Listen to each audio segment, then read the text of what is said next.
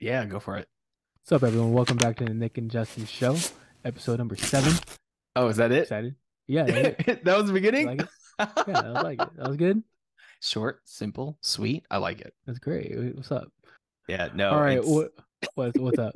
What's no, up? go for it. No, You you dive. You, you're making me nervous all of a I, sudden. oh, do I make you nervous? A little bit. Okay, this is Okay, so what distracting. Just go for it. what are your okay, collectively. So what are your topics for this week? Okay, so the first topic that I have is how airlines quietly became banks. And then the second one is just really double clicking into what are your habits when using peer-to-peer transfer, like Venmo, PayPal, things like that. Mm.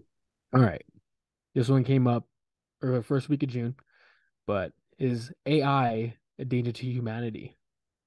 I know it is us reverting back to episode 1, but now there's something going on. So, is AI bad for humanity?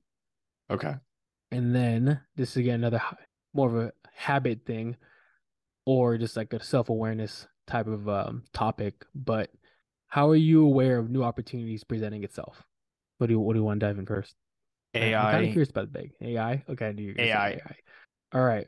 So earlier this week, first week of June, Future of Life dropped a petition saying why AI is dangerous and at the moment dangerous, and break down the myths, timelines of everything, and asking to start to at least halt AI progression for at least 6 months.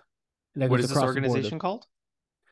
Future of Life. Let me send you the article, Okay. and you can quickly divulge into it. But some like notable signatures on this is I think Elon signed it, like Woz from Apple signed it.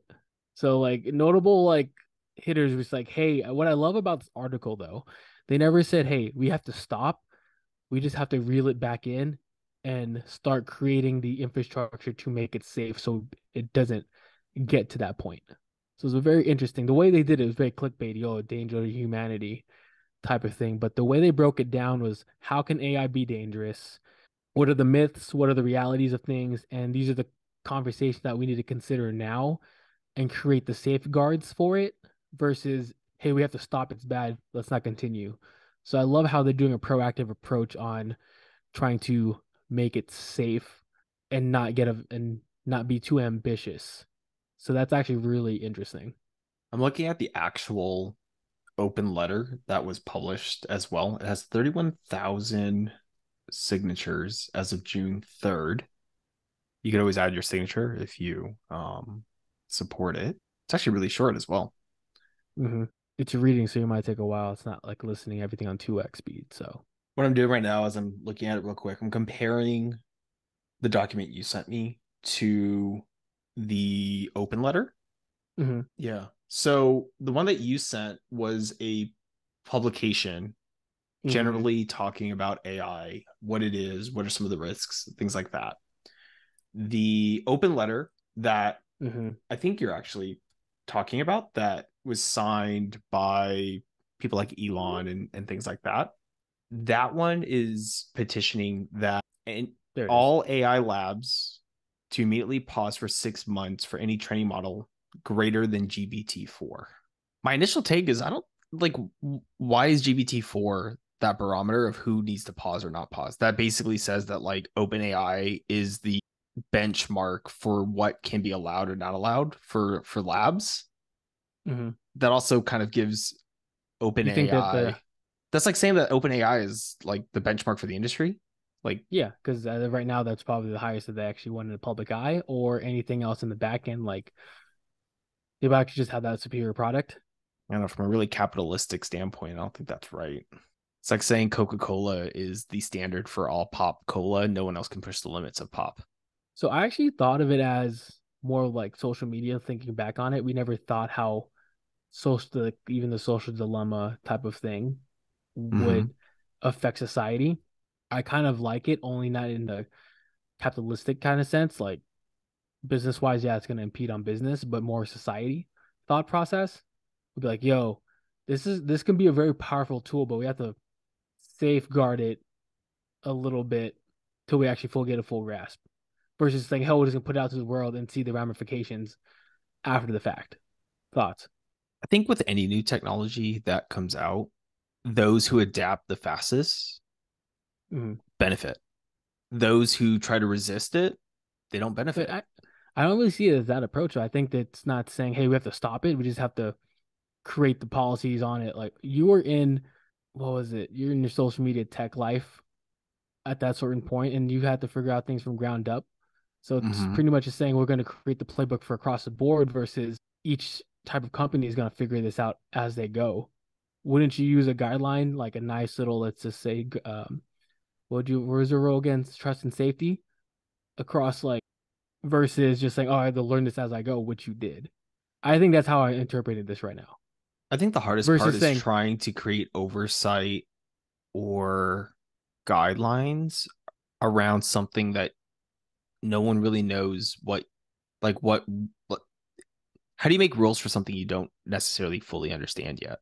eh, it's like what Bitcoin and everything else and new type of technology, but I think it's a proactive approach versus just kind of letting it out and just hoping for the best. I feel like this is gonna put it on a slope where AI models have to go through like an FDA like process. That'd be bad though. Mm, If they start to do artificial intelligence and everything else, quote unquote, like the myth of like robots attacking, yes, grant maybe not. But wouldn't you just want to safeguard it? Like was it iRobot? The three laws? I think things like that is what drives a lot of the concern is a lot of the sci-fi Mm-hmm. like movies and how things can go wrong. There's also not a lot of like sci-fi movies that talks about what could go right.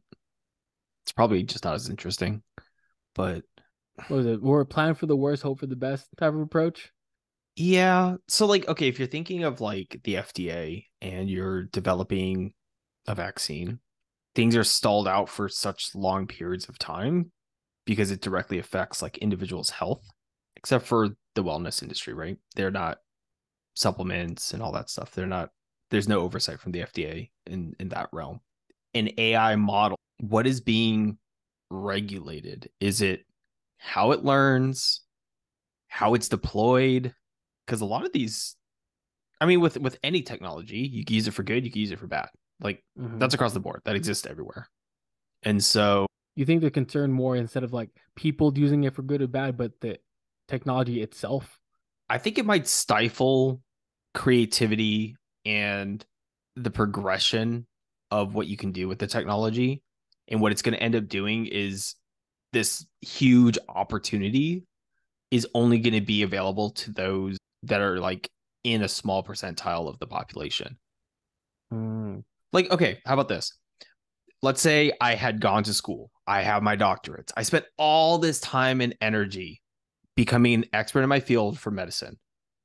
And I'm so like convicted that or I have this like strong conviction that I can create the next generation medicine of some sort.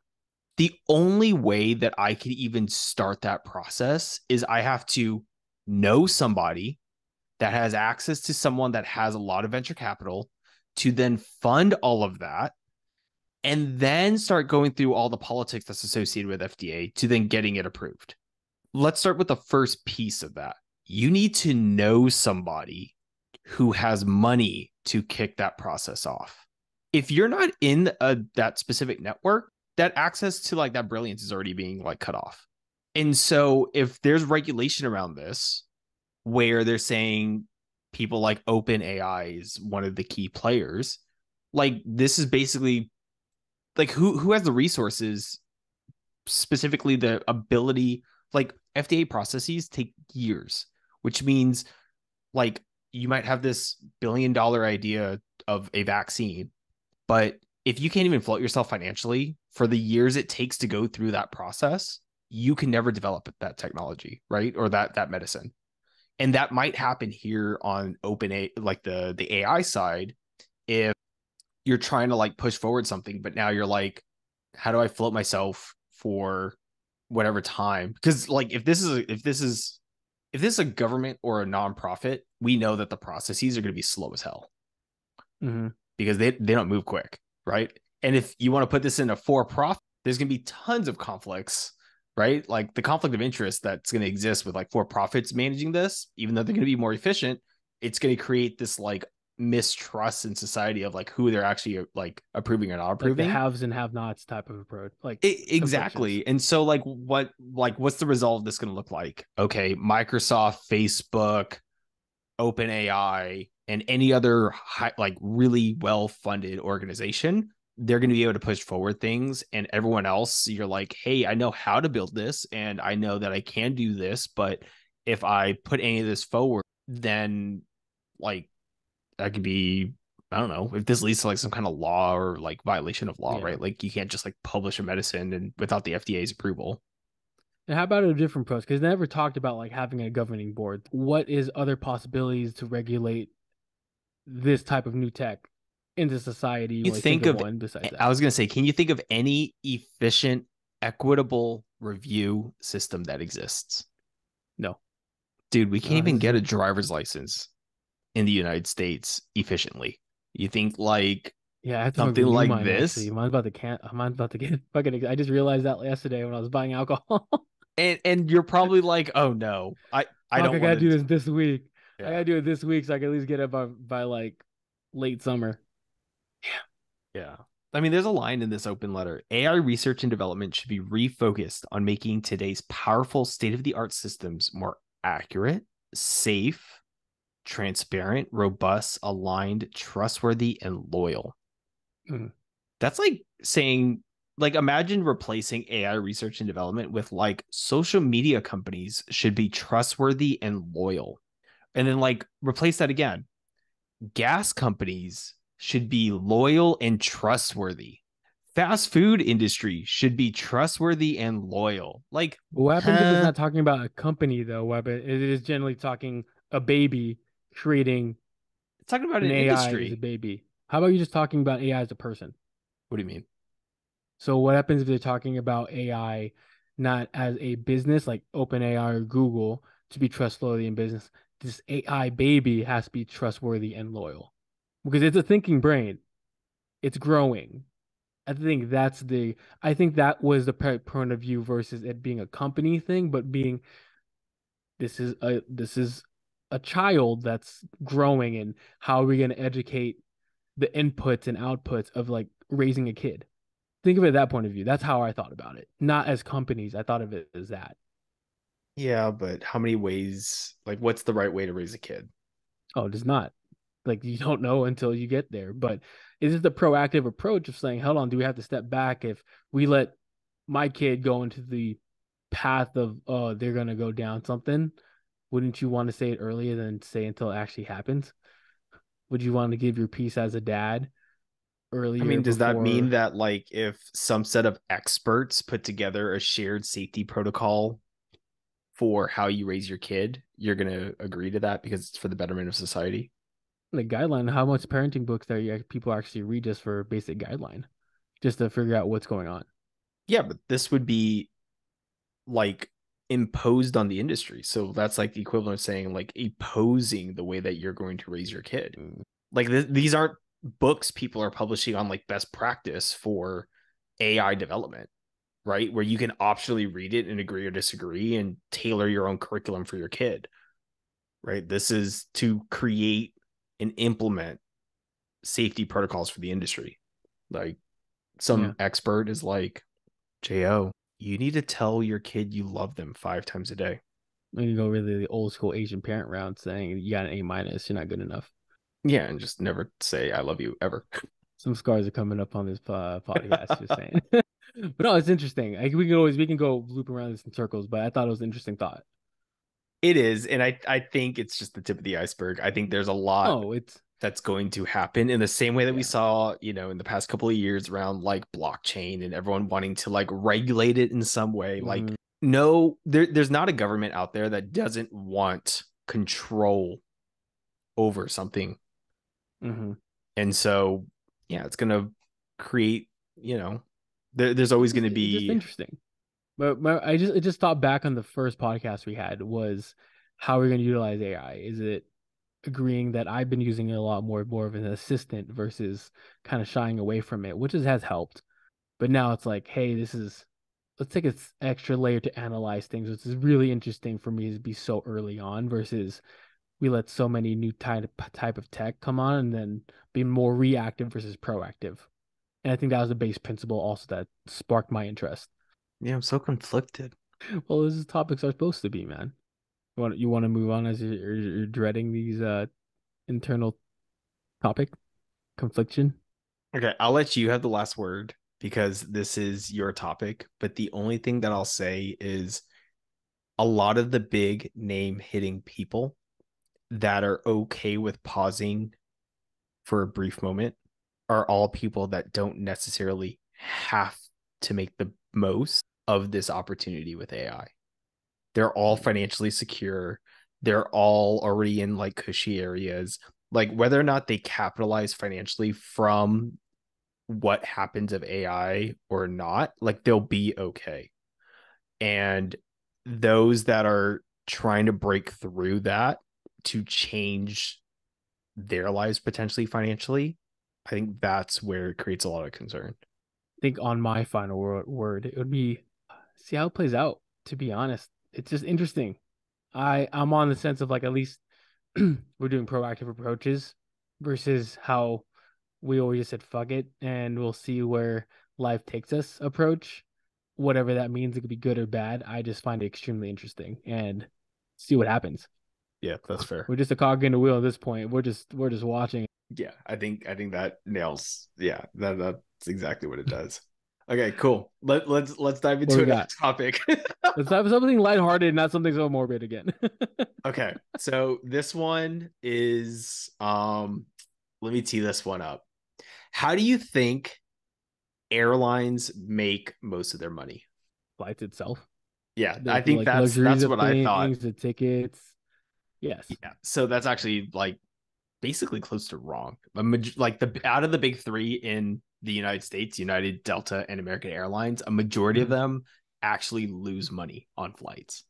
And so then it begs the question, how do they actually make a lot of their money? So I Well, was okay, go ahead. Good. I was gonna say maybe working with the banks itself with the point system like Amex or Chase. It That's so exactly what it is. okay. Yep. So I came across a video on YouTube by Wendover Productions. They're like this YouTube channel that just deep dives into different industries and like breaks down things. It's kind of like the how it works from the History Channel kind of thing, but this is YouTube version. And there was a video that they put together that went through the financials of United, but then that kind of opened the door for them to research further into the airlines themselves. And so one of the things that kind of started their investigation was really during COVID, United Airlines had to take out a large loan, right? If you remember, all of travel kind of collapsed Mm-hmm. and no one had access to like all the airlines. No one was flying them, so they weren't making money on that end. And so they needed a loan. But anytime you take out a loan, you need collateral of some sort.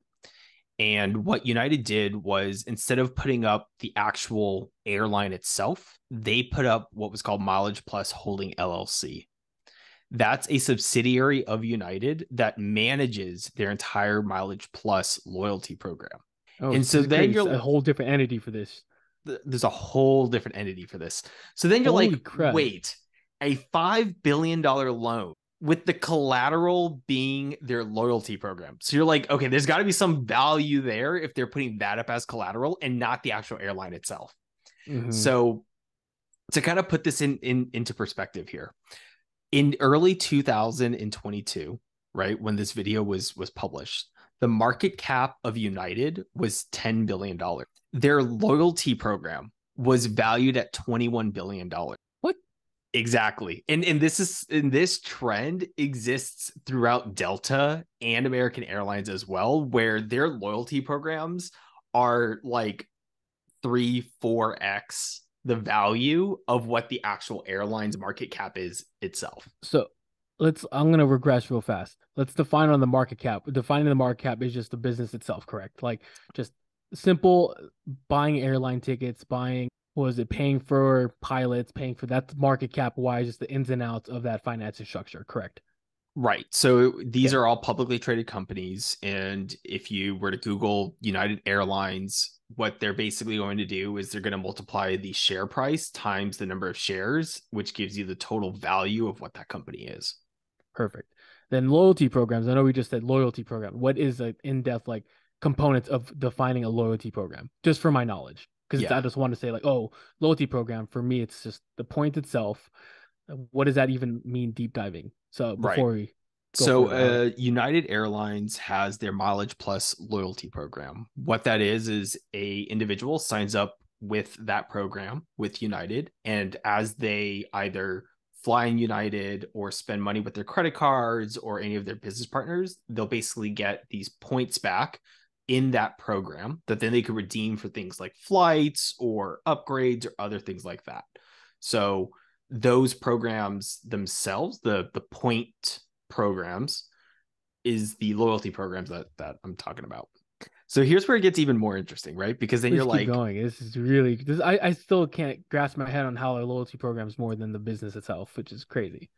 yeah. And so at first I didn't really understand it as much either until and honestly, when I was like going through this, I was like, I can't believe I didn't put this together, considering I've been point hacking for the past 10 years, and this directly affects all of the like economics behind everything I've been doing. It's like I've been focused on level one of okay, this is just how I optimize it, but I don't care about how it's actually working, like what causes those things versus like if I took one step deeper, I could have actually Yeah. understood the mechanics of why certain things are the way that they are and why, like, high level points themselves over the past 10 years are not as valuable as they were back then.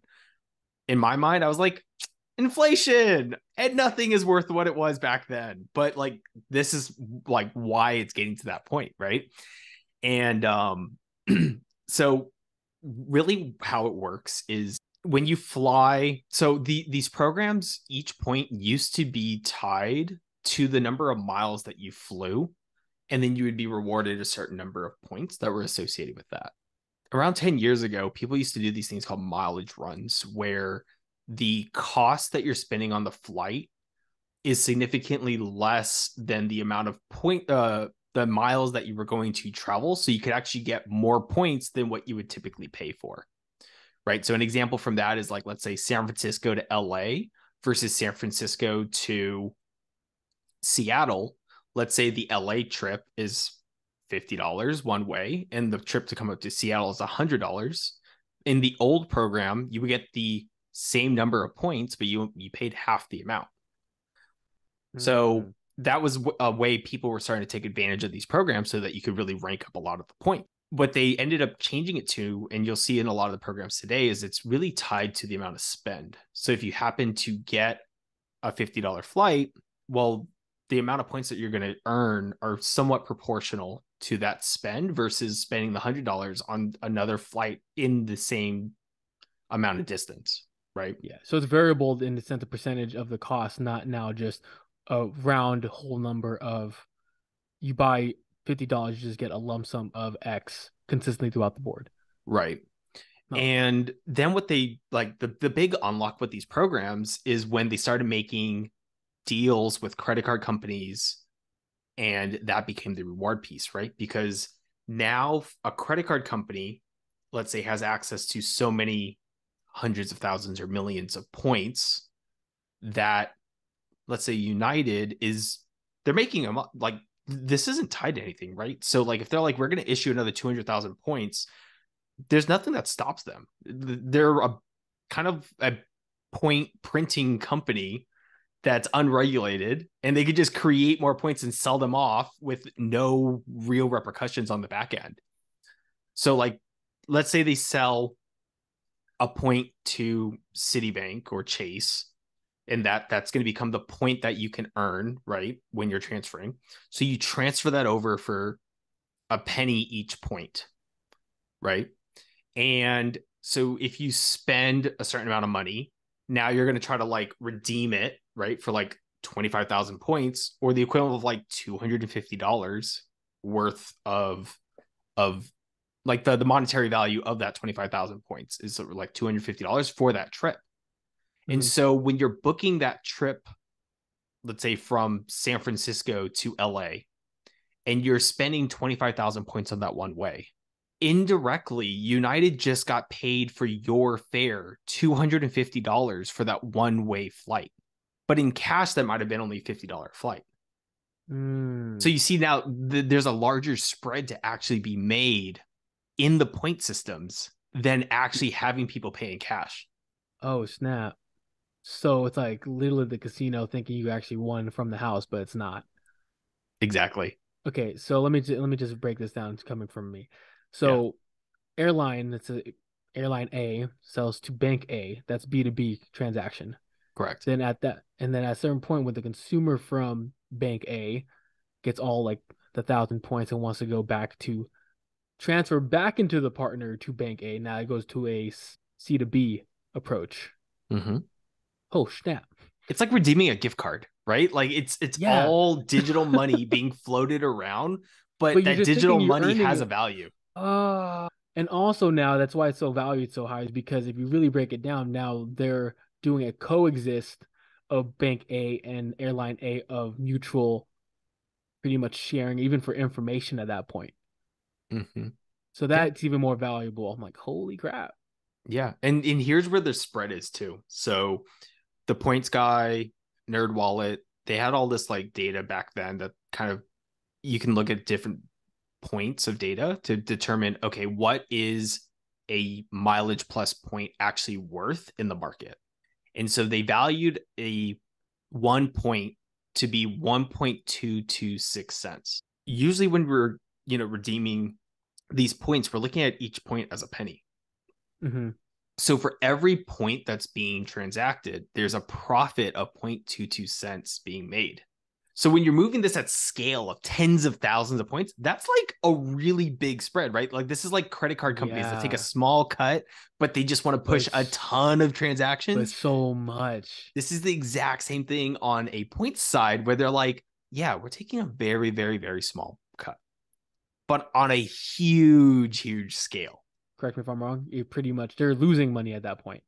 So how do they account for like churning and point hackers to be like, oh snap, like you think that's just a calculated risk and cost and just hopefully kind of preying on the general public that doesn't know they're just going to spend on points because they have points, but really not how to maximize said points. I think the individuals that optimize point redemption is definitely the minority, right?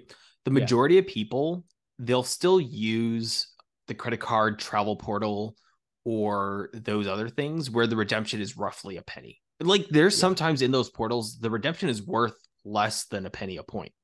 yeah. And so from like United standpoint, they're still going to be up, right? Because the Because majority of people that are doing this is going specifically through the looking for that. portal or just go direct versus like in the sense of us, what's our first go to? We just go Google searches, look for the cheapest flight, and then figure out what is our airline travel partners with that said credit card, either Amex or Chase, and then go from there. That's our approach. Then you'll be like, okay, if it's valuable, then you go comparing to the dollar amount to the point amount. Then you can see if it's actually more worth it. Yeah. And like you and me, we only look for business class flights. And so there's a little bit of a gap there, right? So let's say that the business class flight that we're taking from the west coast of the United States down to Africa, right? We spent, was it 150 each way? Yeah, 150 each way. Or was it one? No, I did a one way, so I spent $80. So let's go with one way. You spent $80. 80,000? Yeah. Okay. So you spent 80,000 points for a business class flight that cost $3,000 in cash for that one way flight, right? Hmm. Or the equivalent of $800 in points. Hmm. And so that small change there, that's the difference between those that are redeeming it, where United's still making a killing. So God. there's a lot of like it all comes back to like those point systems is where a majority of that money is actually being made. So the point systems, they're getting really smart with it, but that's because it's their cash cow. It's Well, again, wild, right? it's still the minority of it. I still feel like we're getting our bang for our buck. Individually, I think we get bang for our buck. It's just individuals who don't put the time and effort to figure it out. Like I forgot one of our homies. It was, yeah, I hate fucking points. Points suck. It's like, how'd you go? How'd you redeem them? I went to the portal. I'm like, well, that's probably it. Yeah. Like, The did you majority of not people go do through that. certain? Yeah, and they don't. It's just convenience of it, and they did a really good job on steering it that way. For me, I still buy flights domestic, but international ones are super expensive. So for me, I'm like, I know where my penny's going, like where these little points are going. I think the last really being on top of like point hacking, I had, oh God, Lisbon, Budapest, Tanzania, Mexico City. What else did I travel to? Those are the biggest trips I got within my point hacking era. So that's also the willingness people would go through if unless they just say, I'm just gonna go through United and F it, swipe the card, let's go. But people are like that. They just go directly to the website itself and that's it. And they also have particularities. Are they flexible? Yeah. Yeah. People do the portal because that's what it I mean that's how the game that you're playing, that's how the structure is built, right? Like when you go to Vegas, you might feel like you're winning, but it's designed for you to lose. So it's just one thing to keep in mind. I don't know. I super nerded out on this just No, because I love I'm it, super dude. It's into this. I know we went way over time on this one no, it's topic, good. We but went overtime on the AI topic too, so it's fine. yeah, dude, definitely check. Like, we'll put the link to the actual video in the description below. But I hardcore nerded out on this because then I started thinking, like, is this how hotels mostly make money too? Because the only other transfer partners that are big for credit cards are also the hotel industry. And so my mind just started It going, could and be I the was same thing for a like, hotel. Hey, fuck Marriott, by the way, dude. The form of redemption sucks. I want to know about that shit. from a standpoint, not the best. From a product standpoint, Marriott, I think, has the best product. Yes, but they're so freaking smart about it. A-holes. I mean, there's a reason why they're the largest chain in the world. Yeah. Cool. All right. Uh, We let's go one more. Let's go a little bit on. We went a little bit on the business side. We have two pretty good soft skill type of approaches. Which one was yours again? What was your second Mine was topic? about like Venmo and peer-to-peer spending. It was just Mm, more best practices on money. We could do that one next yeah, week. we do that next week. So I go ahead think and for tee off mine, yours. so the question right now is how can someone be aware of new opportunities presenting himself? Kind of going the approach between luck versus hard work, knowing these, how to identify our top opportunities, and how can you do the mental shift to actually acknowledge it? And I think that's a hard part. So, for example, I think some people have to be yes people, just kind of be open to yes. What I mean by that is that I had a colleague just saying, "Hey, Justin, I have a person in looking for an athletic trainer. Can I reach give me your contact?" I don't know the person. I could easily said no, like I don't know this person. I don't want to work with this person. If I said yes, that's another connection I just made. If they give a contract for a job that I don't like, I can try to do them a favor and find it, which I am. I did not like the contract, but I'm going to help them find someone to work it. That's another contact I just built. Maybe not to something super small scale that could possibly help me out in the future. That's like, oh, hey, dude, like, remember me? And but there's so many tidbits of that throughout the day that we just neglect. Like, hey, can you do this? No, it's outside of my realm or outside of my comfort zone that I'm not going to. So for you, how are you aware of these new topics kind of presenting himself and how do you capitalize on those said new topics and new opportunities? Have you ever seen that skill set like matrix where everyone should kind of be a T, where you have a little bit No, of knowledge across the board, but then you should go deep in like a specific area, and then no, that send it over. I want way, to see that. yeah, I'll look it up and share with you later. But the high level idea is that you can either be a generalist or a specialist. Hmm. And ideally, you are partially a generalist with the ability of being a specialist in either one area extremely deep or in multiple areas just a little bit more shallow, right? And that's kind of a reflection more so on like you have a limited amount of time. So where do you want to spend your time and energy? Do you want to just be a super, super, super broad generalist where you can be that Swiss Army knife anywhere? Or do you want to be so deep as a specialist so that that could be more like your doctor who specializes in a very specific surgery type, right? Like they've gone so deep that they're so far away from being a general practitioner, but that's who you want to call for that specific niche part. And so when you kind of brought up the idea of like that comfort zone, I think the general individual excels best when they're able to build a little bit of depth across the generalist field and then start to go specializing in each piece. Now, again, it's not perfect for everybody, right? If you just want to be a brain surgeon, then double down, become best in your class, block everything out. But then that also comes with the opportunity cost of other opportunities. I think in what like you and myself, where we kind of play, we play a little bit shallower in that expert realm, but we're a lot more versatile in what we can do. And the next layer on top of that is just letting people know that like we are able to adjust and adapt versus those that aren't able to adjust and adapt. And then that like brand that comes with that then opens up those opportunities. No, I like that one. I think you I mean, thought more let me methodically. turn it back on you. So like No, how do you balance your ability to take advantage of different opportunities that come across? first, I think it's important on what you want to do. I think that's always been important. Then when it comes across, let's say, for example, okay, I just want to network. Just networking has always been a great tool. Just network and meet new people. So anytime I meet a new person, then that's a great opportunity, regardless of status, or you never know where they're going to be in the next few years. You just never know. So meeting someone or talking to someone was always a plus for me. If and just be one genuinely interested in what the person's talking about. If it's something for sure in my realm, let's just say, hey, it's athletic training, then yeah, let's dig in more. If it's podcast or someone else that just put it on even on Instagram, hey, I'm looking for X, Y, and Z, and that fits your mold, and you could just have a general like, hey, I'm that person. Just connect. There's nothing wrong in connecting.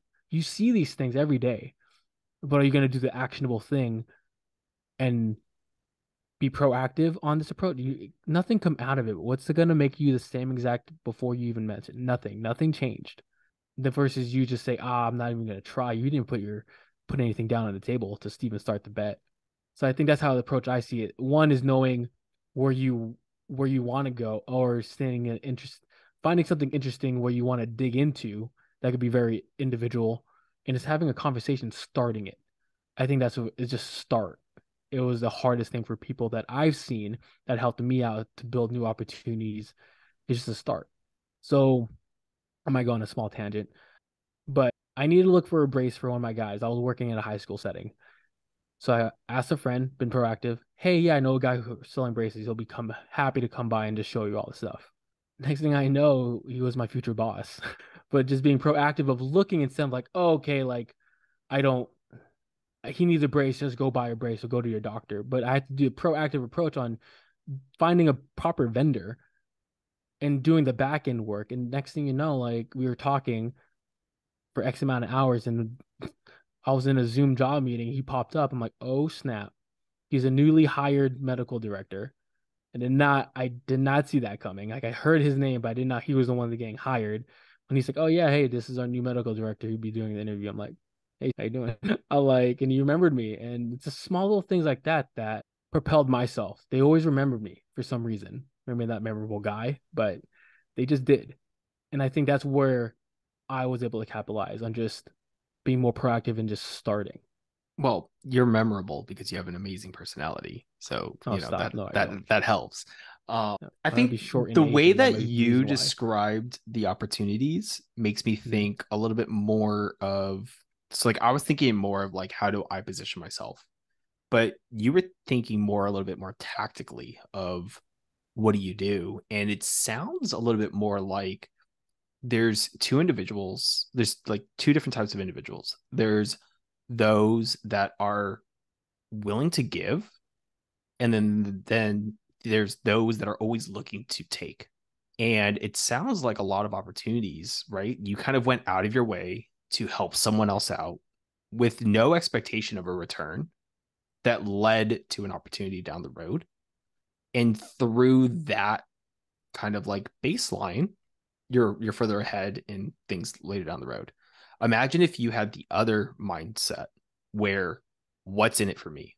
Oh, You probably would have never taken that opportunity. And on top of that, if you did take the opportunity, when you met that other individual, there's like a hidden motive in the way that you're interacting with them. It's like less genuine and mm-hmm. authentic. It's more like you can always tell what's the agenda. Exactly. Yeah, no. So like a small tangent for you, right? So like I'm right now we're in the Medicare space, and I'm going to be like helping host these different workshops and things like that about what is Medicare, what are your options. There's two different ways that you could present that. There's what is Medicare, here are your options, buy from me. Or what is Medicare, here are your options, you're now armed to go do and make the best decision possible, whether you do it with me or not. Right. And I think the second one is where it's going to come off a lot more genuine and authentic to where maybe they end up working with me. Great. Right. But it's like, what is that foundational piece that's leading the effort that you're doing? I think just to wrap things up, I think when you look at the opportunities, it's just being generally accepting of said opportunity and going for it with zero expectation, getting anything out of it. 100% agree. Yeah, that's a good one. I like that topic. And Yeah, it was good. Go ahead and close it out. wait, we want to recap on our projects? Yeah, that's too soon. Oh, that Yeah. is okay. Yeah, let's do a quick Okay. recap on our Okay. projects and then we'll close this one out. So Yeah. go ahead So, and you go uh, first. okay. So getting my podcast back up and running. Currently, I have been just doing a lot of infrastructure cleaning up. What was it? Looking at the people I want to interview and doing cold DMs, cold emails, getting my template up and running. That should be next week. And ideally, I want to restart this podcast on the date of August 1st. So I want, so by the end of this month, we're keeping it actually just a week. I want to at least by end of this next week, I want to at least email 4 people and get my website fully up and running, which I just have to sit down and do. I have all the back end stuff, so that's my kind of goals, and that's where I'm at. And actually, just having a marketing plan, actually been better at it. So that's like my small back end infrastructure. I just have to get the infrastructure right again and do it better than I did when I started. And what I mean by that is that I cannot see the podcast. The podcast. I got to think of the podcast as a marketing tool for, let's say, the website to be the hub of my of the whole entire uh, media outlet. So that's how I'm trying to restructure it right now. That's the current back end stuff that I'm trying to do. So yes, that is my update. Hopefully get those 2 things out by next week. It sounds like you have thought it through. Now it's just execution, right? Yes, correct. A lot of thinking, but just get stuff done. Okay. What you So got? What's I'll a give you small an little bit you update. got? Yeah. Well, I'm a little bit behind on my stuff for the Nick and Justin show. So my week is I need to do some editing, I need to make some thumbnails, and I need to finish our website. So if you haven't checked it out already, our website link is below. It may not go anywhere because it's not up yet, but it is there. So that's probably objective number one. The second one is an update just on the house renovations piece. We locked down a electrician. They'll be There you coming. go. So we'll have heating and like some other stuff in that unit, which is pretty exciting. And then I can actually start focusing on, painting and some of the cosmetic stuff after that. I think the last thing that I'll give an update on is, me when it comes to like personal finance. And so I've been journaling a lot about like what do I actually want to do or what is the structure of how I look at those things.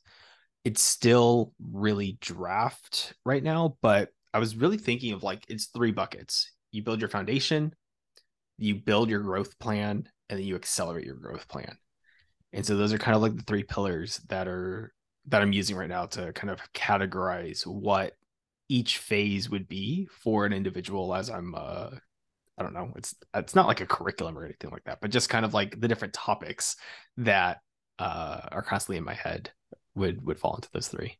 I might go off a tangent on our recap. Just is it weird that starting this show made our external side hustle that we always been dreading, but uh, the needle moved a lot faster just doing this in the last 2 months? I think it's because we actually talk about it now versus it being in our heads the whole time.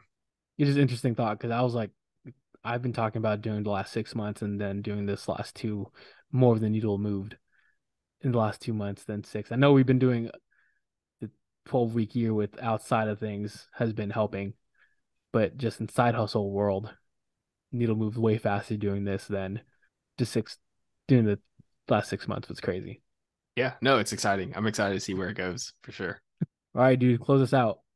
Okay. And on that note, if you made it this far, thank you for joining us through all of our topics, our goal updates, and like, comment, subscribe below with what is top of mind for yourself. And we will see you in the next one.